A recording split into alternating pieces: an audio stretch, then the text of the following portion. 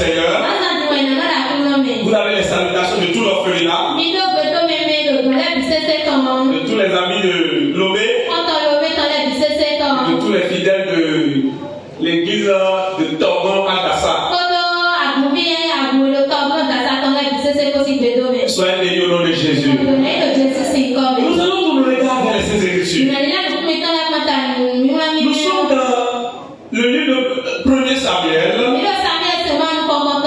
chapitre 1.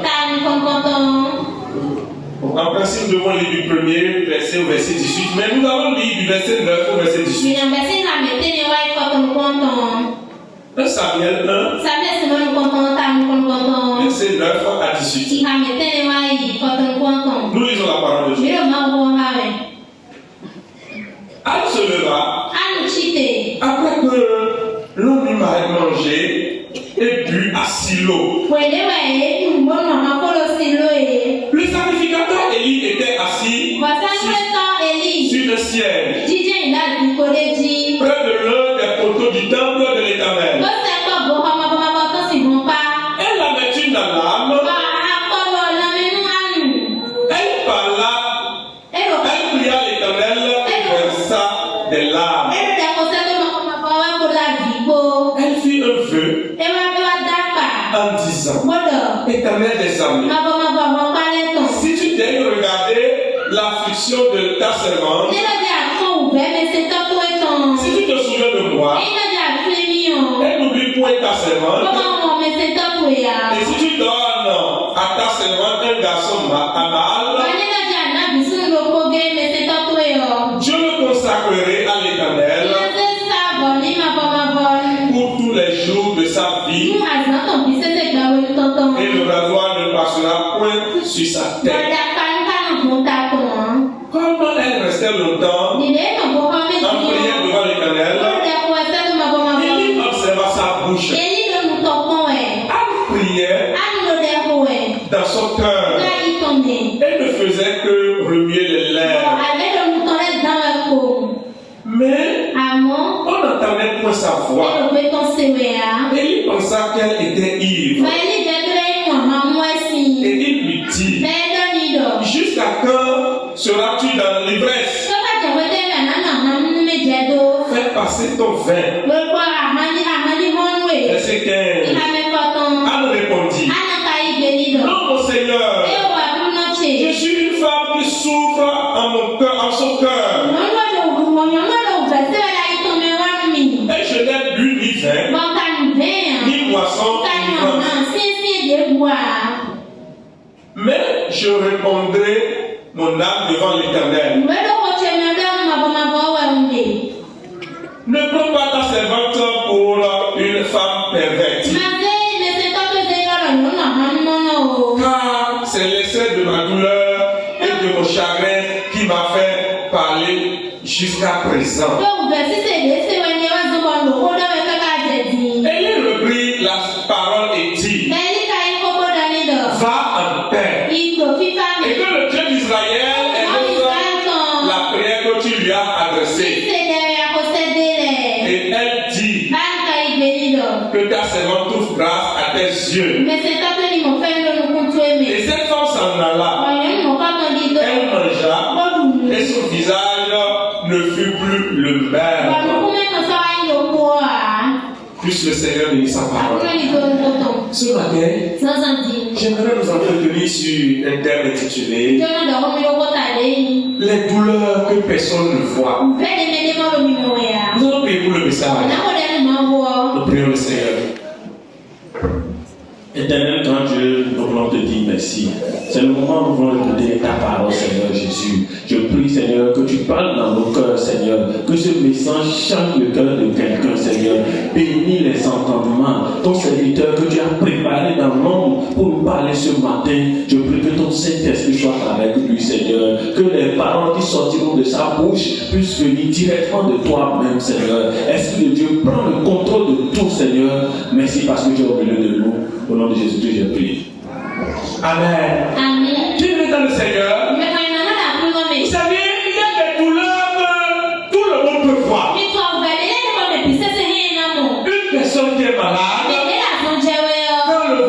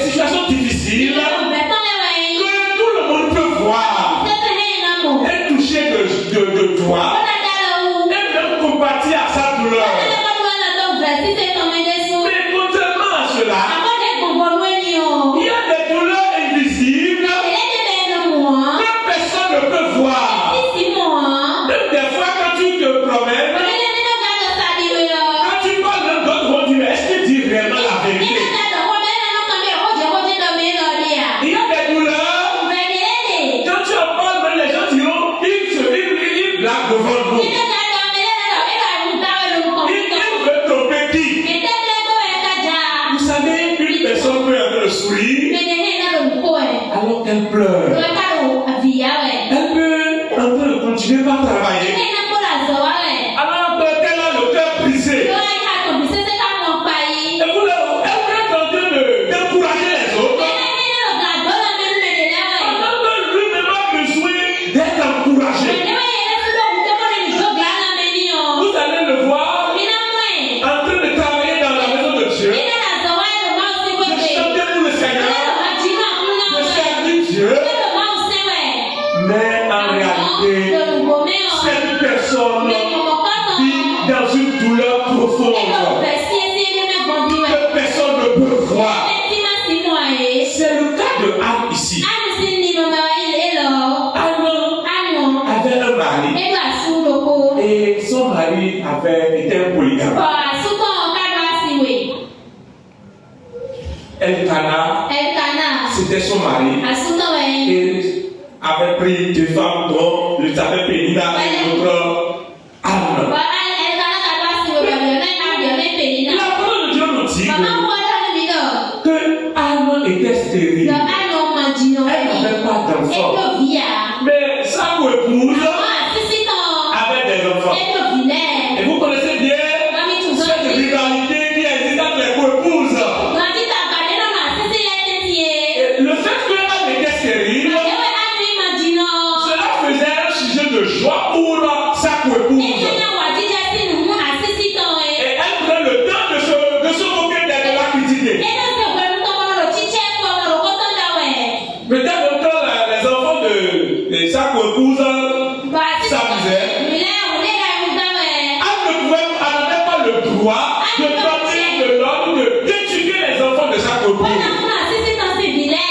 Alors que Anne elle-même adorait le Seigneur. Elle était une servante de Dieu. Et elle allait dans le sanctuaire à Silo pour adorer le Seigneur. Mais elle vivait dans une situation difficile. Les gens peuvent voir. Mais cette douleur profonde, personne ne pouvait toucher le doigt. Suite à cette histoire de Anne, nous allons parler de quelques 4 formes de douleur que les gens ne peuvent pas voir d'abord. Et nous verrons ensuite la conduite que nous devons tenir pendant ces moments de douleur.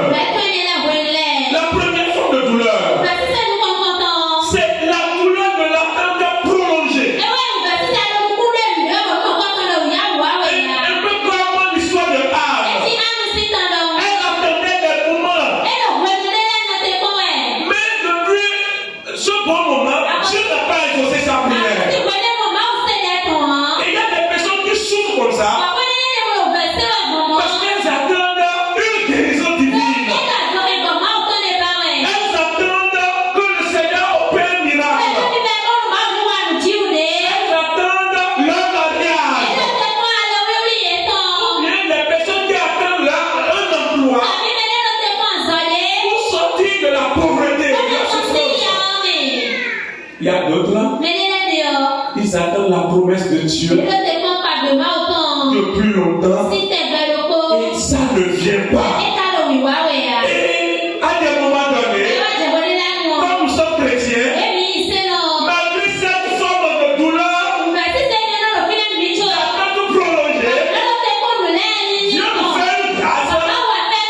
Quand quelqu'un te voit, il dit tout va bien. Il dit tout va bien.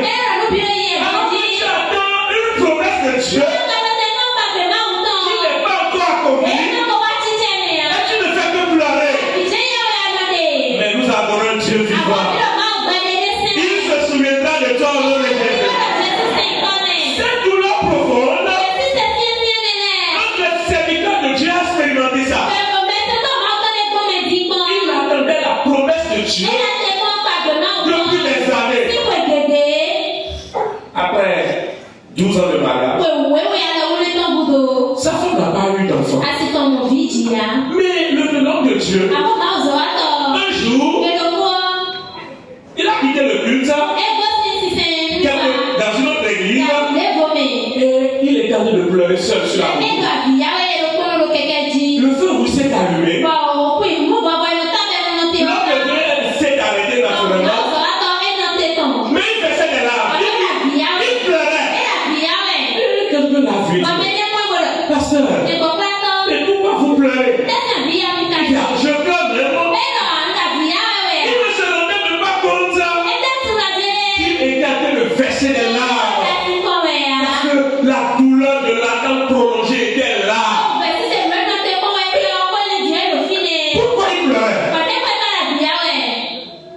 Il a passé tout ce temps.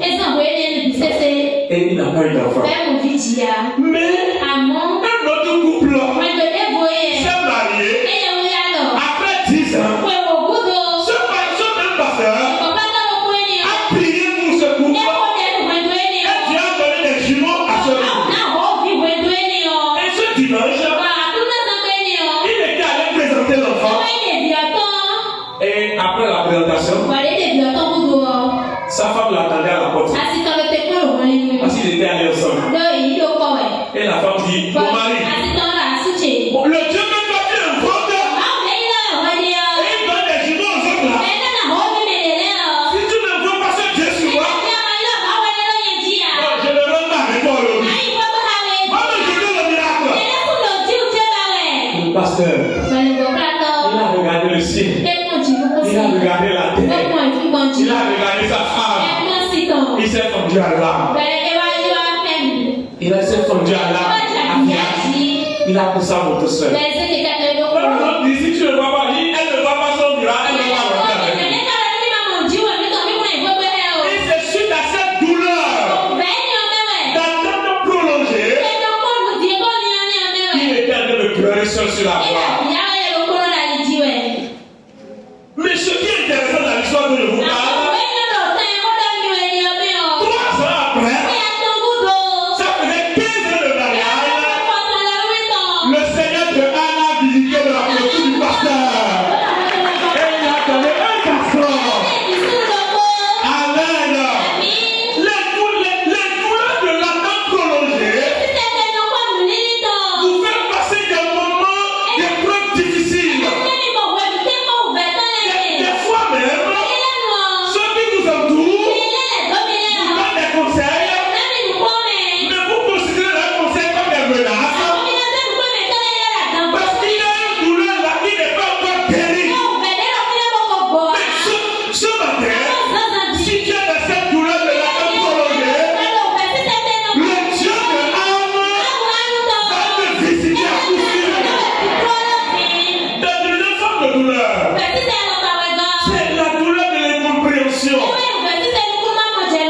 Quand je prends l'exemple de Anne, il semble que l'homme de Dieu n'a pas compris la douleur dans laquelle elle se trouvait. L'homme de Dieu s'est approché d'elle. Il dit, mais tu es dans un état d'ivresse. C'est ce qui arrive dans les moments. Ceux qui nous entourent, ceux qui sont proches de nous, des fois même, ceux qui sont censés nous faire sortir d'une situation, d'une douleur que personne ne voit, à des moments donnés, ces personnes ne comprennent pas ce que nous vivons. Parce qu'il y a des douleurs que tu as du mal à partager avec tous.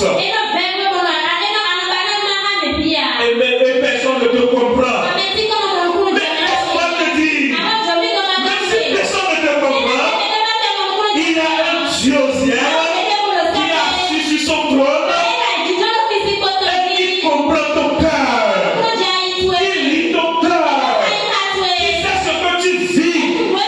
Et en son temps, il te délivrera. Quelqu'un peut dire amen. La troisième forme de douleur, c'est la douleur des parents qui blessent. La épouse de Anne, le fait que se moquer d'elle. Et Anne vivait dans cette situation difficile. Ne savait même à qui se confier. Et comme les gens peuvent prononcer des propos qui vont nous blesser. Et on peut te dire, tu n'arrives jamais à rien. Et cette parole, le moment de prononcer parole, ça agit sur ta psychologie, ça agit sur toi-même. Et tu ne te retrouves plus, tu es troublé toute ta vie. Mais toi, tu es incapable. Tu ne peux rien. Regarde les autres.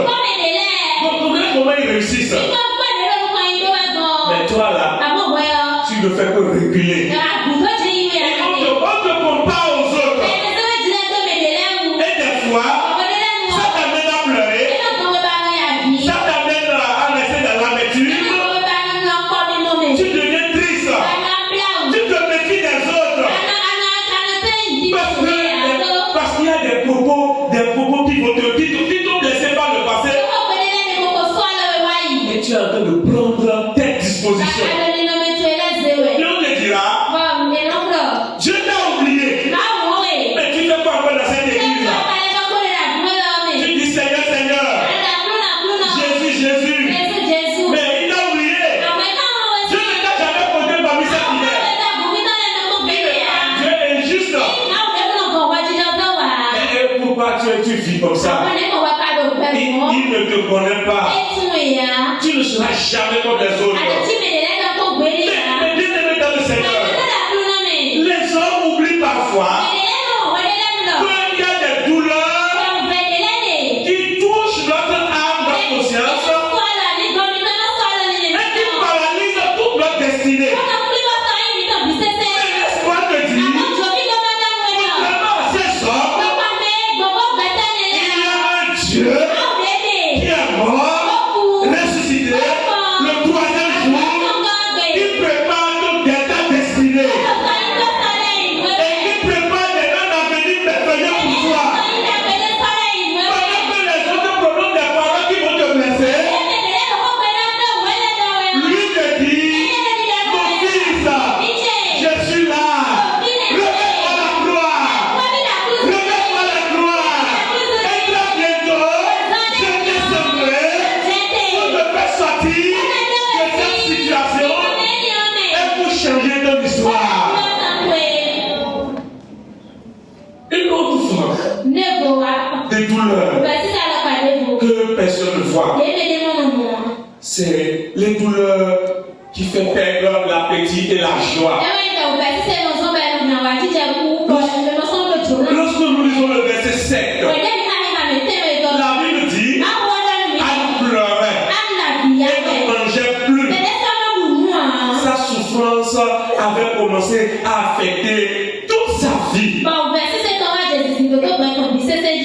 Voilà pourquoi nous ne devons pas traiter à la légère les douleurs intérieures, les douleurs invisibles que personne ne voit. Et vous savez, lorsque vous êtes dans des douleurs invisibles que personne ne voit, comme Anne, ça peut te faire perdre l'appétit, te faire perdre les relations, te faire perdre le sommeil,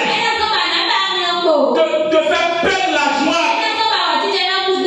Tu es là, ton mari est en train peut-être même de te frapper à la maison, de te maltraiter. Mais il dit le jour que tu vas parler, tu vas sortir de ma maison. Et toi-même, tu es là, et tu ne fais que pleurer. Il y a personne à qui tu vas partager ça. Si tu quittes là, il va te prendre avec les enfants. Et tu vis dans cette douleur. Tu vis dans cette souffrance. Il y a beaucoup d'exemples que nous n'avons pas le temps de citer ici. Lors d'une cérémonie, on a appelé une dame pour dire que ton mari a fait une crise. Il faut descendre rapidement. Elle a pris le temps de la peine. Elle est venue s'asseoir. Et elle réfléchissait. Mais comment je vais faire pour rentrer vite? Si elle n'avait pas les moyens pour prendre un vélo pour rentrer, parce qu'ils étaient allés à cette cérémonie en revoir, pas un bus. Ils étaient là. Un monsieur est venu. Il partageait de l'argent comme amusement, il partageait de l'argent aux autres. 1000 francs. Il dit, on s'est vu il y a longtemps. Elle est venue. Alors, au niveau de cette dame, il dit, oh, celle-là, elle est heureuse déjà. Où elle commence à habiller, qu'est-ce qu'elle fera avec 1000 francs? Et elle a sauté, il a sauté, et il a commence pas pour partager. Après, cette dame, elle s'est rapprochée de Dieu, l'a mis à côté d'elle pour demander est-ce que tu peux me trouver 300 francs? On m'a fait une crise. On m'a appelé pour que je vienne. Et l'autre dit tu es sûr de ce que tu dis? Tu es sûr de ce que tu dis là? Les 1000 francs que l'autre a reçus, elle a remis ça. Elle a pris le moyen de déplacement. Malheureusement, avant de rentrer, son mari est décédé. Mais en ce moment, quand le bon la voit, on pense que tout va bien chez elle. Alors que dans son cœur, quelque chose ne va pas. Un jour, j'ai expérimenté cette douleur que je ne peux jamais oublier. Ma femme vient d'accoucher. Je suis allé à l'hôpital. Et les médecins, les femmes m'ont dit du courage, pasteur. Un grâce à l'accouchement. Moi, je ne peux pas faire accoucher les lapins. On me dit de rentrer dans un accouchement. Je suis entré. J'ai vu ma femme en train de saigner. Ils ont tout fait. Et ça ne marche pas. On veut que je sois présent. Je suis sorti. J'ai pris ma moto. Je suis allé au grand carrefour de Dassala. Je suis assis dans une buvette. J'ai acheté le forfait pour appeler les pasteurs. Priez pour moi. Ma femme est dans une situation. Un monsieur est venu. Il m'a serré la main. Il dit pasteur, quand ça marche pour vous là, vous nous oubliez. Je suis venu dans ma bière. Joe. C'est quoi cette affaire de bière? Il est absolument plus belle. Je veux prendre des fraises pour toi, pasteur. Je sais que toi tu ne prends pas, même moi je veux boire. J'ai dit, mais c'est quel diable là? Surtout moi je vis à l'air là. Tout mon cerveau passait sur des choses bizarres. Des choses de l'air où la femme mourait. Je dois passer par où? Mais vraiment, on prend par où? Mon histoire va changer. On va m'appeler vraiment. Et c'est comme ça, lui vient me parler de bière fraîche. Je lui ai dit, ok, servez-le. Et puis, on l'a servi. Il dit, oh, pasteur, je ne suis pas comme vous. Et prenez deux physiques contact pour le pasteur. On lui dit, prends quelque chose devant moi. Ah, ok. C'est quoi cette affaire-là? Pendant que moi, mon cœur saignait. Et finalement, je lui ai expliqué, mon frère. Voilà la situation dans laquelle je me trouve. Et je suis en train d'appeler mes collègues pasteurs. Et ce qui me fait un peu rire à la fin, lui me dit, il a payé les poissons. Il a payé, il a donné l'argent. Il m'a laissé envoyer les poissons, il est parti. Parce que lui ne pouvait pas supporter ce que je peux supporter. Quelques fois, tu sors du véhicule, les gens vont croire que tout va bien chez toi. Alors que dans ton cœur, il y a une douleur profonde. Personne ne peut accorder la solution. Tu vas t'habiller correctement et sortir. Ton voisin immédiat dira que tout va bien chez toi. Les gens viendront chez toi. Vous posez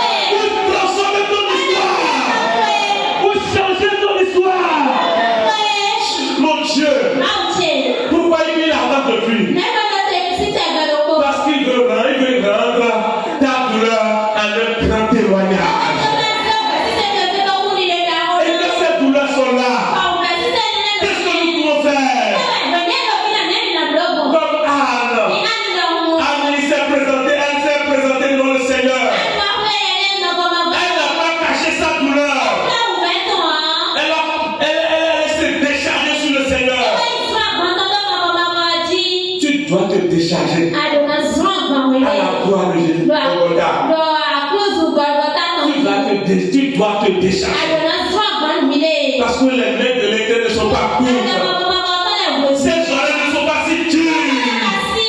Quand tu vas l'invoquer, il va te répondre favorablement.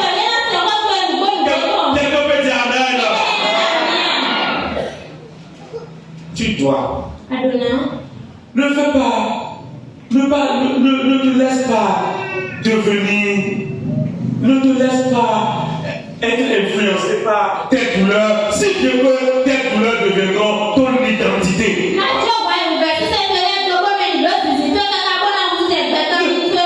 pas laisser ta douleur devenir ton identité. Anne traversait cette situation. Elle traversait l'épreuve de la stérilité.